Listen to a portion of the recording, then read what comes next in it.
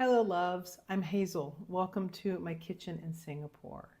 I'm a brand new baker, learning as I go. Been writing about it a little bit, and now I'm going to give this whole baking vlogging thing a try. It's probably not for me, but we shall see. Happy Friendsgiving to all back in the US who celebrate. Today I'm going to try an apple pie, which step one requires a pie crust. Now, you may or may not know this, but in Singapore, there's about a gazillion% humidity, and it's a tad warm every day, all day. Pie crust require a lot of cold elements, so we shall see. I'll take a lot of pictures along the way. I'll flip on the camera if it's not too crazy in here, and maybe I'll have a yummy apple pie by the time it's all done. All right, let me know if these sort of shenanigans are your thing. Well, the first ingredient in this whole situation, of course, is my 4th cup of coffee of the day. All right, now we're ready to roll. All right, so I read my recipes over and over and over again, first all the way through, and then constantly rechecking. What's the number? Was it 220? Was it 230? Anyway, so I use grams. I measure all of my ingredients. So we're going to start out with 313 grams of flour, regular all-purpose flour. 313, that's a really specific number. That's weird. It is 2.5 cups in the non-metric measuring. So we're going to do, oh golly, I didn't zero out. Let's try that again. See? This is why it takes me so long. All right, zero out. Now we're zeroed out. 313 grams. Here we go. Boop.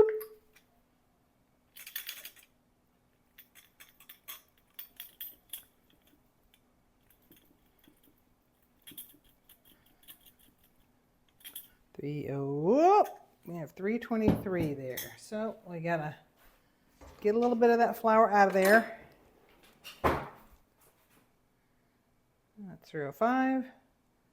314, of course.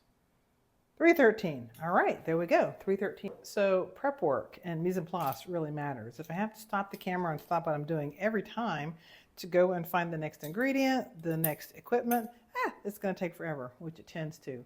I never believe the recipe timing. If it says it takes an hour or if it says it takes 10 minutes, I double or triple it. I just take forever to do this. So we're going to whisk together all of the dry ingredients, then we're going to add in the butter. The butter is going to be the tricky part for me. It's chilling in the fridge, already cubed. Oh, I hope it comes together. All right, so it's 2 teaspoons of sugar and 1 teaspoon of salt. Now, wearing your glasses while you do this is really an important thing. I have not worn my glasses sometimes, which is ridiculous. I have a dozen pair laying all over the house. And I'll end up with tablespoons when I'm supposed to have teaspoons, teaspoons when I should have tablespoons. Wear your glasses, read your recipes. So 2 teaspoons of sugar, 1 teaspoon of salt. 1, 2, 1 more, boop. A little bit of the salt. And we shall whisk, whisk, whisk. Do I have my whisk out yet? No, of course I don't. Read the recipe a dozen times. Now I have my whisk. All right, there we go. Whisk, whisk, whisk. All right, now comes the butter. So, let me grab that out of the fridge. I left it in till the last minute. I got the ice water ready to go. I'm following Sally's Baking Addictions recipe. And she says if you want to make it even flakier, you can add a tablespoon of apple cider vinegar, which I have that here in the ice water. The butter already well cut up in little cubes. Boop. See that? All right. Back to my recipe. So we're going to throw it in. Oh, thank you for your service, food scale. You can go over here. And we're going to throw this in. And she says to cut it. You're looking for pea-sized bits of flour-coated butter. Is that field peas? Is that green peas? What kind of peas does she mean? Small. We'll go with small. So I'm going to cut it in. My pastry cutter's a little bent. I don't have a food processor. That's okay. But we are just going to work fast. We're going to cut in this butter. We're going to get those little floury field peas going, and then I will add the water and make that dough. All right.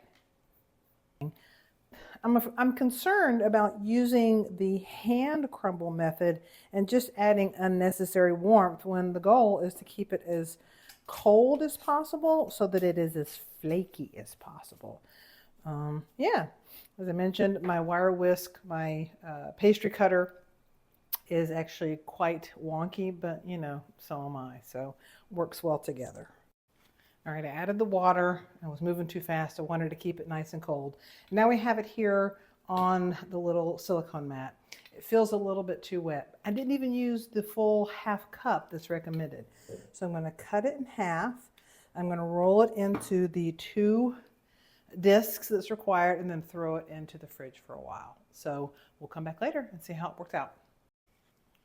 All right, the pie dough is divided into 2 discs and is in the fridge. Getting around to sipping that coffee I poured before all this began. And I'm going to clean up and start working on some cookies that are going to go to school tomorrow with my love for the club that she sponsors, the Cancer Awareness Club. They are having a bake sale. So I'm going to give it a shot and try to come up with some fun cookies that they can sell and raise some money. So see you in a little bit.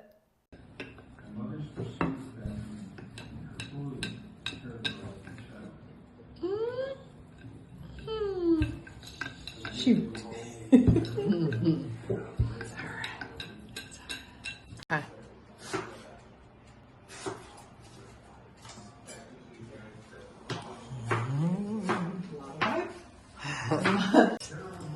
True crime on in the living room. Oops.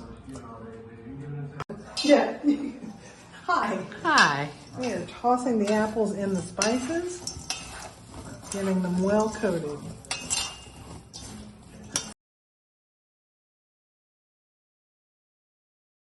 All right, here it comes out of the oven.